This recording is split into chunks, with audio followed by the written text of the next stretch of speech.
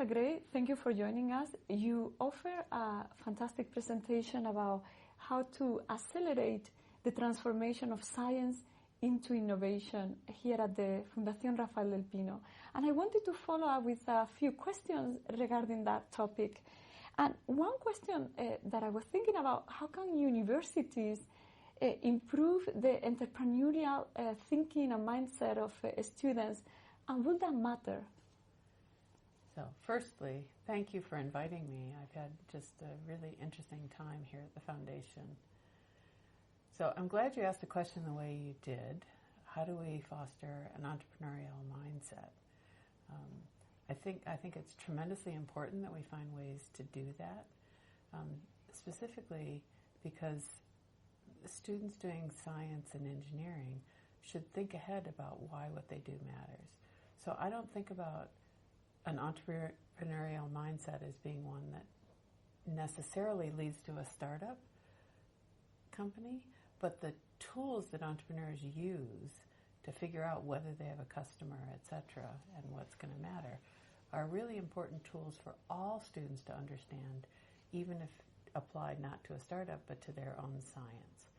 So I think that's the biggest thing that universities could do to foster that entrepreneurial mindset, is to actually be very explicit about asking, why is what you're going to do matter? Who's going to care?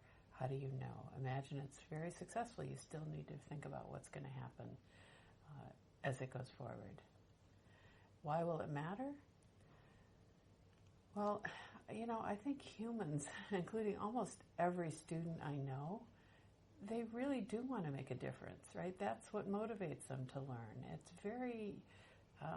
It is very motivating, right? And feeling like they're making progress towards having that impact keeps them going through thick and thin. So some people are just driven by curiosity, but most very explicitly will say, I'm here because I want to be able to do X. I want to be able to make humankind better in some way.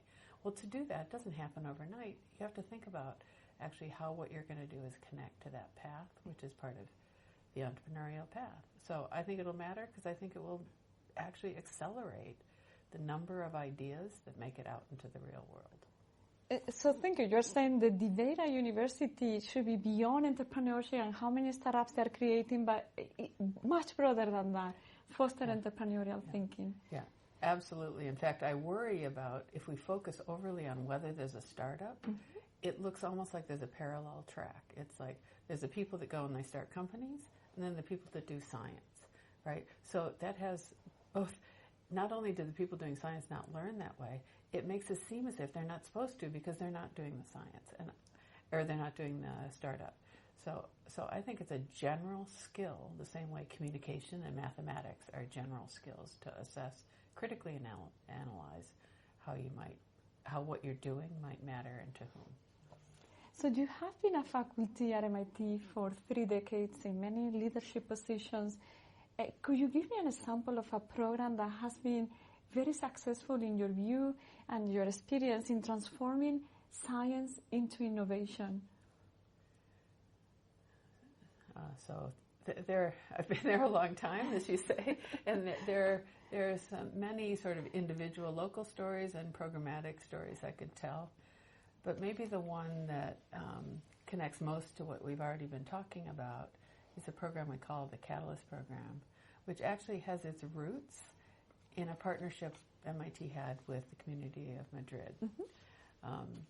So the big idea behind that program is to do what I was saying before, to bring in sort of advanced scientists, postdoc type level, and say, and the advanced scientists that came in were motivated to solve problems in medicine in this specific program.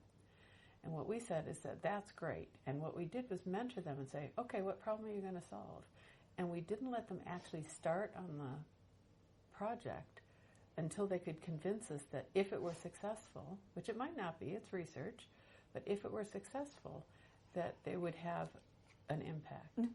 And that program, which was not about entrepreneurship, so one measure of its success is in fact that half of the projects that came out of that are now in commercial development. And they happen so in 5 to 10 years, which is remarkably quick.